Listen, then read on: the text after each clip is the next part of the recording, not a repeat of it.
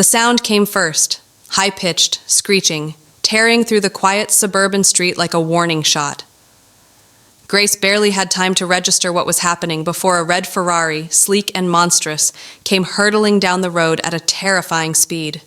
The roar of the engine rattled her windows. Neighbors turned their heads just in time to witness the disaster unfold. Then, impact. A deafening explosion of metal and brick. The Ferrari didn't just hit the house, it ripped through it. The entire front wall caved in, furniture crushed beneath its weight. Glass shattered, alarms screamed, dust and smoke filled the air. Grace stumbled backward, her heart hammering in her chest. A luxury supercar had just crashed into her living room. For a moment, silence. And then, the car door creaked open. Out stepped a man draped in designer clothes, hair perfectly styled, phone in hand. He wasn't bleeding, he wasn't shaken, he wasn't even concerned. Instead, he brushed off his sleeves, took a deep breath, and muttered, "Well, that was insane." Grace stared at him, disbelief morphing into rage. Her house was in ruins, and this stranger was acting like he had just lost a video game. Then, before she could say a word, he raised his phone, flipped the camera to selfie mode, and grinned. "Yo, guys, you're not gonna believe this. My Ferrari just took a detour, straight into someone's house. Wild, right?" Her hands clenched into fists. He was recording. This wasn't an accident to him. It was content. The sirens blared in the distance, growing louder. But the man, still oblivious to the destruction he'd caused, was too busy reading the flood of comments on his screen. "Brew, you're a legend! Epic crash! Hope the Ferrari is okay! Sheesh, that's gonna be expensive!" Expensive? Her home was in ruins. Grace forced herself to breathe, the shock wearing off. The fury settled in. This wasn't just some reckless driver. This was a spoiled, arrogant, self-obsessed maniac who thought destroying her life was just another viral moment. The flashing lights filled the night as two patrol cars screeched to a stop. The moment an officer stepped out, Grace saw something shift in the driver's face. Arrogance flickered. Then came the panic. "Hey, come on, this isn't a big deal, right?" he said, flashing a fake laugh. "I mean, no one got hurt. I'll pay for the damages, no problem." "Sir, step away from the vehicle," Officer Reynolds interrupted, his voice firm, his expression unreadable. The driver hesitated but obeyed. A second officer circled the Ferrari, his flashlight revealing something the driver had tried to hide. A bottle, half empty, and it wasn't water. "Have you been drinking tonight?" Reynolds asked, his tone sharp. The driver scoffed, shaking his head. "Man, I just had a couple—" "Blow into this," Reynolds ordered, shoving a breathalyzer toward him. For the first time, the man looked nervous. Grace stood frozen as the beep sounded. The officer checked the device, nodded to himself, and then everything changed.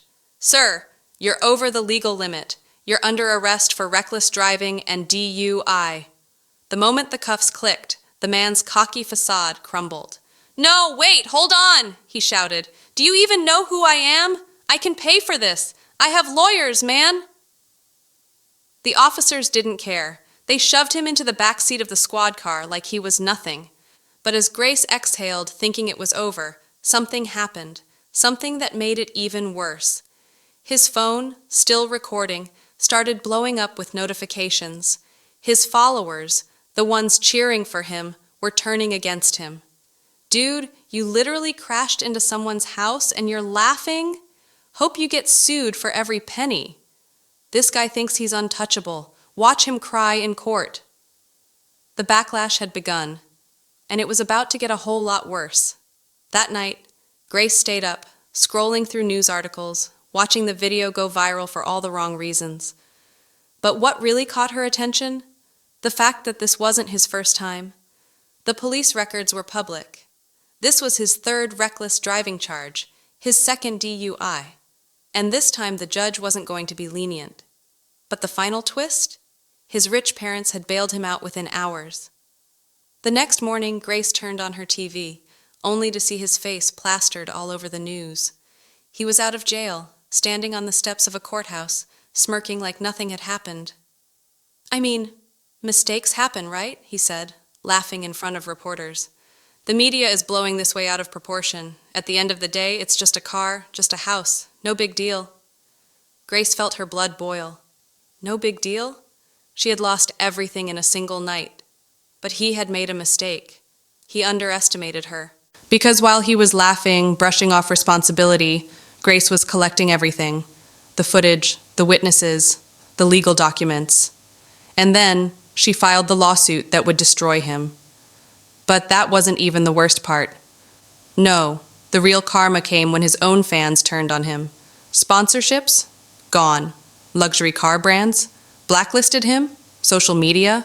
A wasteland of hate. And just when he thought things couldn't get worse, the court ruled against him. He lost everything. His cars? Repossessed. His license? Suspended. His wealth? Draining faster than he could count. And in the end, when he had to sell his designer clothes just to pay legal fees, Grace did something she never thought she would. She laughed. Because karma didn't just come for him. Grace sat at her kitchen table, staring at the screen of her laptop. The news headlines had already taken over the internet. Reckless Ferrari driver destroys home, laughs about it on social media. Entitled Influencer faces lawsuit after crashing into woman's house. Millionaire's son caught in DUI scandal, but will he face real consequences? She clicked on one of the articles, scrolling past the images of her destroyed house, past the clips of him being shoved into the police car. Then she saw the part that made her blood run cold. Sources close to the family say the driver, identified as Aiden Brooks, son of tech tycoon Daniel Brooks, will likely face minimal charges. His legal team is already working on a settlement to avoid serious consequences. A settlement. A payout to make this disappear. So that was the plan? Throw money at the problem and move on? Her fingers clenched around her coffee mug. He had crashed into her home, laughed about it, mocked her loss, and now he was about to walk away like nothing had happened? Not this time. Grace had spent her whole life following the rules, believing that justice was fair. But this wasn't a fair world. People like Aiden Brooks didn't suffer. They paid their way out, unless someone stopped them. She opened a new tab and started typing. The lawsuit was just the beginning. She called her lawyer first, ensuring they had every piece of evidence ready, from the breathalyzer results to his own bragging social media posts. Then she took it a step further. She reached out to reporters. If Aiden thought this was going away quietly, he was dead wrong. The next morning, the story exploded. News channels picked up the viral footage. Legal analysts started debating whether money would buy him out of this one. A morning talk show even brought in experts, shaking their heads in disbelief. "The arrogance is astonishing," one host said. "He not only destroyed someone's home, but mocked it. If there's any case that proves the privilege of the wealthy, this is it." Grace's phone buzzed constantly. Reporters requesting interviews, strangers offering support, people sharing their own horror stories about entitled rich kids who thought they could do whatever they wanted. But the best part? The internet had turned on him. Comments flooded in on his accounts. "So you think it's funny to destroy someone's life? Hope you enjoy driving a bus, because you're never getting behind a Ferrari again. Mommy and Daddy won't save you this time, buddy." Aiden tried to fight back. At first, he mocked the outrage, calling people jealous nobodies who couldn't afford a car like his. Then, he tried playing the victim, claiming the roads were at fault, the house was too close to the street, that Grace was just trying to profit off his bad luck. But the damage was done. Sponsors started pulling out. Car brands that once invited him to exclusive events dropped him without a word. His face became a symbol of arrogance, entitlement, and everything people hated about the rich. And Grace? She was just getting started. She sat back, watching as his world started to crack. Because for the first time in his life, he couldn't buy his way out of this. Aiden's downfall wasn't instant. It happened in waves, small at first, like cracks in glass, but soon the entire structure of his privileged life began to shatter. At first, his arrogance held strong. He went on live streams, scoffing at the overreaction, claiming he was being unfairly targeted. "Seriously, people act like I did this on purpose," he laughed, shaking his head. It's a car accident. People crash every day. Why am I the bad guy? But the comments weren't on his side anymore. Because you were drunk. Because you filmed yourself laughing about it. Because you treated someone's destroyed home like a joke. Because you think money will fix everything. Then came the real consequences. First, his biggest sponsor, an international luxury watch brand, pulled out of their contract. They issued a formal statement, distancing themselves from him completely. Then, his family's PR team released a tone-deaf statement trying to fix the damage. Aiden deeply regrets the unfortunate events that transpired. As a young man navigating success, he is learning and growing. He extends his sincere apologies to the homeowner and looks forward to resolving this matter privately. Resolving it privately? Grace nearly laughed when she read that. They still thought money would make this go away. But the real blow came from his father. Daniel Brooks was a ruthless businessman, known for building his fortune from the ground up. He wasn't the type to tolerate bad publicity, not even from his own son. And soon, the rumors started. Aiden had been cut off. No more trust fund withdrawals. No more luxury cars gifted on a whim. No more endless stream of money keeping his reckless life afloat. His Ferrari? Seized as evidence in the case, his accounts? Frozen while the lawsuit was pending? His lawyer? Rumored to have quit after Aiden ignored legal advice. And then came the final twist. His license was officially revoked. The court ruled that, given his prior offenses, he would no longer be legally allowed to drive for the next 5 years. 5 years? For someone who built his entire image around fast cars, expensive road trips, and reckless living, it was the ultimate humiliation.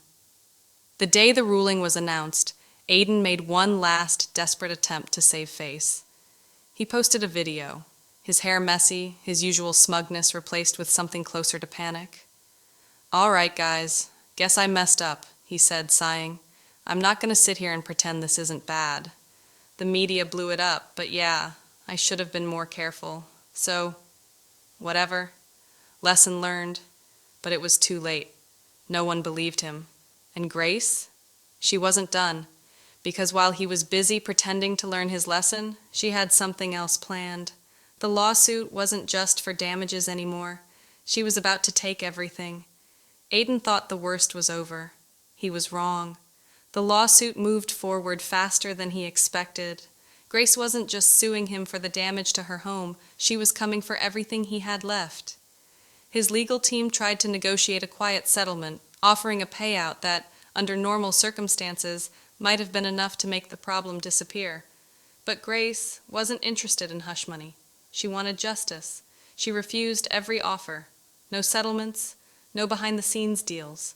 This wasn't just about her house anymore. This was about making sure he couldn't do this to anyone else. Aiden started to feel the walls closing in.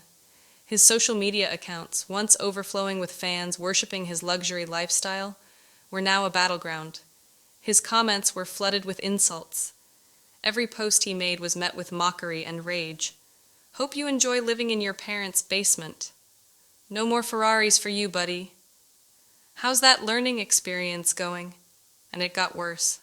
The brands that had already dropped him now went a step further. Some even demanded he return sponsorship money, citing a breach of moral conduct. His once loyal business partners cut ties completely.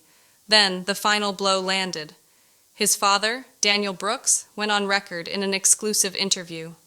"I love my son, but actions have consequences," he said, his expression cold, businesslike. "Aiden made choices that reflect poorly on this family and my company. He will have to face those consequences, like anyone else." That single statement sealed Aiden's fate. His father had officially disowned him in the public eye. And Grace? She watched it all unfold, knowing this was only the beginning. She showed up to court with everything she had. Security footage proving his reckless driving. Breathalyzer results confirming he was over the limit. Screenshots of his own posts, laughing at the destruction he caused. Every arrogant text, every smug live stream, every moment where he had doubled down on his own stupidity. His lawyer tried to spin it, tried to paint him as a misguided young man who had simply made a mistake. Grace's lawyer shut it down in seconds. A mistake is a fender bender. A mistake is an accident at a stoplight. This ? This was premeditated recklessness, and he bragged about it. The judge nodded, stone-faced. The evidence spoke for itself, and when the ruling came down, it was brutal. Aiden Brooks was found fully liable for every single dollar of damage. He was ordered to pay over $500,000 in compensation, not just for the house, but for legal fees, personal damages, and the sheer recklessness of his actions. The moment the verdict was read, Aiden's face drained of color. He didn't have that kind of money. Not anymore. His father had cut him off. His sponsors were gone. His accounts were already under scrutiny. And that's when Grace saw it. For the first time in that courtroom, Aiden Brooks finally understood what it felt like to lose. But Grace? She was just getting started. Aiden stormed out of the courtroom, his usual arrogance replaced by something that looked dangerously close to panic. Cameras flashed, reporters shouted questions, but he didn't stop. He had nowhere to run, and he knew it. Grace followed behind, calm, collected. She had waited for this moment. For the first time since that Ferrari tore through her home, she felt a deep sense of satisfaction. Outside the courthouse, Aiden's lawyer whispered something to him, probably one last desperate attempt to fix things. But there was no fixing this, not this time. Aiden pulled out his phone, fingers shaking as he scrolled through his notifications. His world was crumbling in real time. Headlines were everywhere. Judge rules against Aiden Brooks, ordered to pay $500,000 in damages. Disgraced influencer now bankrupt after lawsuit loss. Luxury lifestyle comes crashing down, literally. And worse than the news articles, the comments. Well, if it isn't the consequences of your own actions. Can't wait to see you try and TikTok your way out of this one. Hope you like public transport, bro. Your Ferrari days are over. For the first time in his life, Aiden Brooks was no longer the one in control, and then the moment that sealed it. His father, Daniel Brooks, issued another statement. My son's actions have embarrassed our family and hurt innocent people. I will not bail him out. He will learn, as an adult, to live with his choices. It was over. Grace exhaled slowly, watching the realization settle into Aiden's face. He was truly, completely alone. But that wasn't even the worst part. Grace's legal team had one more card to play. His financial records were officially under investigation. As it turned out, Aiden hadn't just been reckless on the road. His personal accounts were drowning in debt. Luxury cars, all leased, designer watches, bought on credit. He had nothing. And the court's ruling? Non-negotiable. He had to pay. So piece by piece, his life fell apart. First, his penthouse was repossessed. Then, his last remaining sports car was auctioned off. His clothing, his furniture, even the jewelry he flexed in his videos, all gone. And the final humiliation? With no money, no car, and no more handouts from Daddy, Aiden Brooks was forced to move back home. Not to a mansion, not to a luxury suite, but to a guest room in his aunt's house. His followers vanished. His sponsorships never returned. The same people who once worshipped him now mocked him relentlessly. And Grace? She moved on.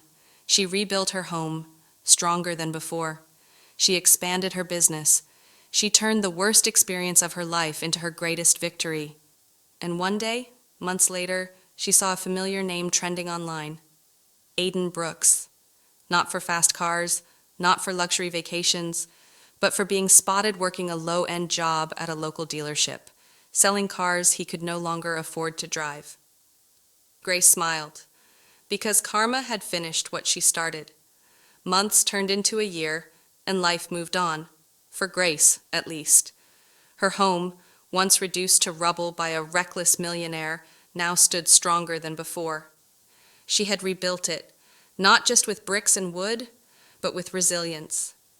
The lawsuit had been settled, the debts had been paid, and her name was no longer tied to Aiden Brooks' disaster of a life. But his name? It had become a punchline. His downfall didn't just ruin his reputation, it erased him.